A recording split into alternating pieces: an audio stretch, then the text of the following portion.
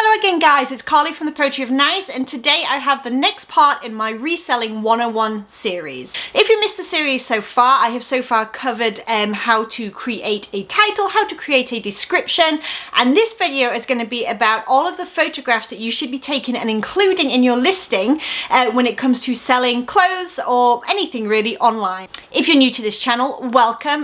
This is a channel all about reselling online. I personally sell on eBay, Poshmark and Etsy, and I do that part-time as a stay-at-home parent to 3 little boys, 5 and under, and on this channel I document everything from haul videos, what I buy, sales videos, how much those items actually sell for, because that's really important, and then things like this, tips and tricks, how-tos, day in the life, all kinds of other cool stuff in between. So if that sounds interesting to you, please do think about hitting that subscribe button down below. Don't forget to hit the bell to be notified when my next video goes up. I post sort of 2 to 3 times a week, and don't forget to say hello in the comments so that I can say hi back. Okay, so let's talk photos 101. I'm going to talk as though I'm listing a piece of clothing, but like I said, you can kind of apply this to anything just to get an idea of like the different angles that I take, the different details that I sort of zoom in on. And full disclaimer, this is how I do things. People do things differently, and that is what makes the world work. Some people will do a lot less photos, some people may even take more than me. It's just whatever fits for you and your business. But since we have a lot of people on this channel who keep reaching out to me because they are newer in the reseller community, I really wanted to put together a series that's going to break down each aspect of how to list something online to hopefully help some of those people out there that do have questions as they are starting out. So what I'll do is I'm going to go through each of the photographs that I take. I'm going to hopefully pop a picture up here of what each of those photographs look like with just like one listing in mind so that you can see exactly what I mean. In fact, I'm gonna shift over so that I've got a space right here, and I'll talk you through why I do that. I'll try and keep this video nice and succinct, but also just, you know, let you know exactly what my thought process is so you can adapt it as you need to for your own listings. Number 1, full garment front. Pretty self-explanatory, just one picture of the entire garment. Now when you're listing on eBay, Etsy or Poshmark, the dimensions are square, so when you're taking a picture, I personally use my iPhone. I do not use a professional camera. I take it on the square mode. That is the easiest like hack to get your photos ready to go up ASAP. However, if I'm taking a picture of something like a dress, I am going to take a picture and I'm going to end up having a whole lot of stuff most likely on the outside, and it's going to be teeny tiny in the middle because of that square mode thing. What I'll do is I will take that picture and I will make a collage. I do this on photor.com, that's FOTOR.com. I'll link it down below in the description. Totally free. And what I do is I put, like, for instance, if it's a dress, I put the dress on one side, and on the other side I usually do a close-up of detail.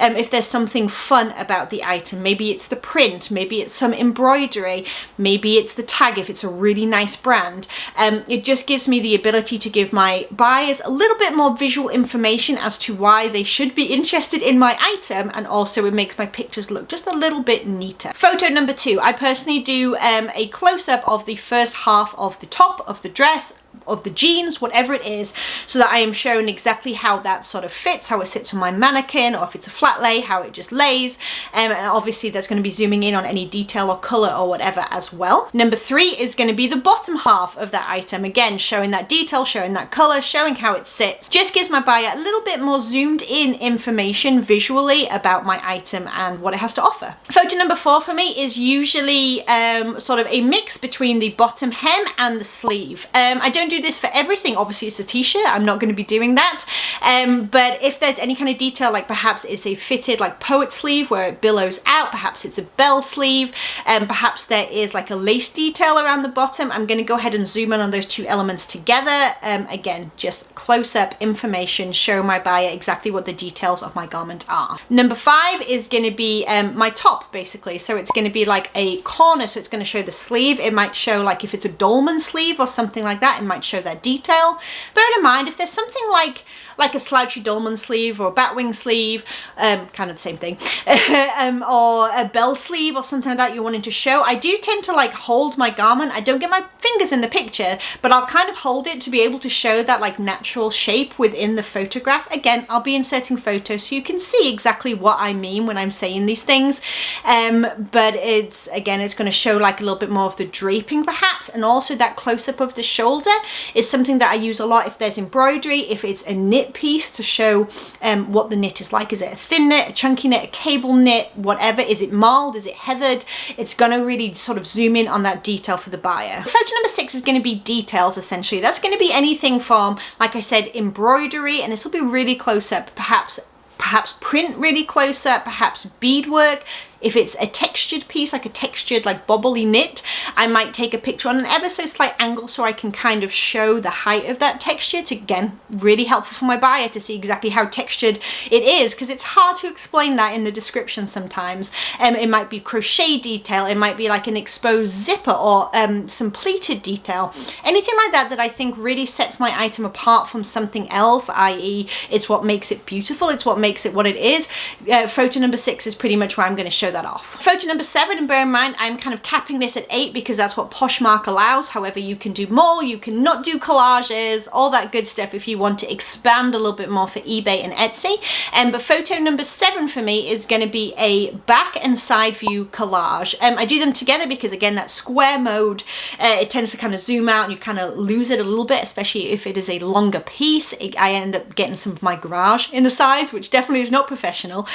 So I do collage, I do one side view, not both, just to show again the draping on a mannequin, how it would sit, how it would fall. If it's a high-low, it kind of shows off that detail really nicely. And then obviously the back view as well, because I want my buyers to know what the back looks like. Okay, and photo number 8 is kind of interesting. So usually I would do the brand tag, and on eBay I do a separate one for fabric content tag. On Poshmark, I don't always put the fabric content tag in there. I do always have the fabric content in the body of my description. If I know it, it's in there. But I don't always do the picture. However, I could do it like a collage if I want to take the time, where it is obviously the brand tag and the fabric content side by side in one square photo. And this is also a place where I might take out something, like if I feel like I don't need to show the bottom half of it in detail, like that's just too much, you know, it's useless basically. You can see that from the full view, whatever, there's nothing special going on.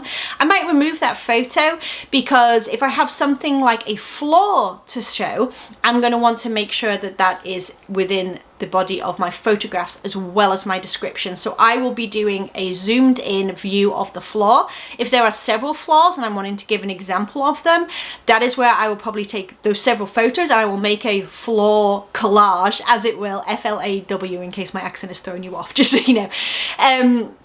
Yeah, I'll make a collage. Again, as much visual information as I can possibly give my buyer about what to expect from my item, the condition and the quality. And I always do my floors at the end, like the last photo, because in my description, again, if you haven't seen that description video, I'll link it right here as well, so you can see, kind of join the dots as it were, of what I'm talking about. But I like to be able to tell my buyers, this is the floor, I can describe it, please see last photo. It makes it super easy for them to go to exactly where they need to go to see what I'm talking about and judge for themselves if they are happy enough to buy that item despite the flaw. Okay, and that's everything. Obviously there are extra things that you can add in. Obviously there are things you can take out if you think that they are surplus.